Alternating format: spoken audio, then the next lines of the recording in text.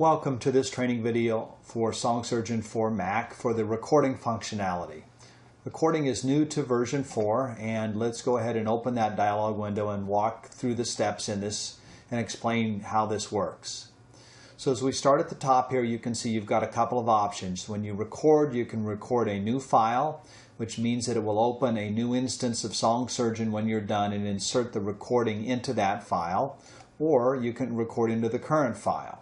So those are your two options. You have the option of selecting the attributes here, and I would suggest in most cases, unless you have some specific reason to change it, you leave it where we have it by default, which is 16-bit stereo 44.1 Hertz, and that's a pretty standard audio file format for digital music.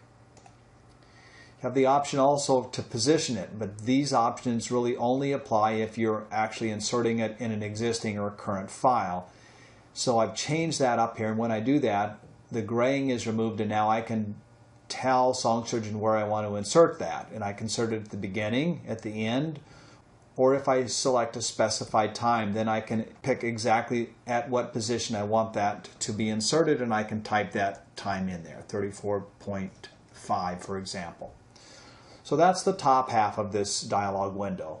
The middle half is simply the recording, and that is start, pause, stop. So if I start, you can see that the little indicators over here for volume begin to play. If I pause it, they stop. If I resume it, it continues recording. And then if I click stop, what it's going to do then is it's going to activate these buttons down here. And then from these selections, I can determine whether I want to preview it, whether I want to start over, which means to essentially delete it and re-record again, or whether I want to keep it, which means then that, as I've specified in this case, it would insert it into this current or open file at the 34.5 second mark. So let's go ahead and stop. I'm not going to preview it because you'll just hear me talking and saying the same things that I've been explaining in this training video. I will not select start over here because I don't want to delete it. Let's do keep. And when we select keep, it says this new recording will be inserted at the 34.5 second mark, which you previously selected. Okay, then the last set of things I want to briefly review with you are the recording devices and recording level here at the bottom. And frankly, these two buttons go to the same place on your Mac. If you select it, you'll see that it opens up this audio window from your Mac, and in this you're able to select the sound input source. In this case, I'm using my internal microphone to record this, so I can select that. If I have a line in from an external mic or something else, I could select it. And then I can also select the volume level by sliding this button right here.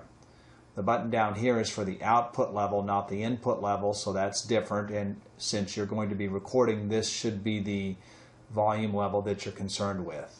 As you can see up here in your Mac, you have input, you have output, and you have sound effects. Make sure that when you're recording, you're looking at the input button or the input list of devices here. Lastly, I'd like to mention that in the Windows version, you can record system audio, which means to say that whatever the computer is playing, you can actually record.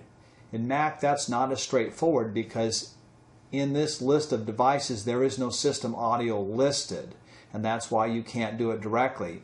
However, doing a little bit of research, there is a product out there called SoundFlower, I believe. Let's take a quick look.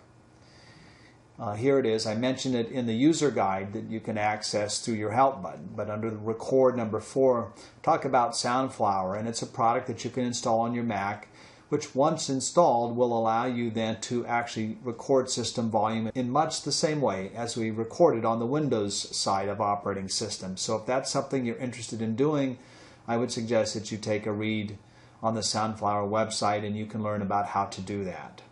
So with that, we'll conclude this training video on the recording feature found in SoundSurgeon version 4.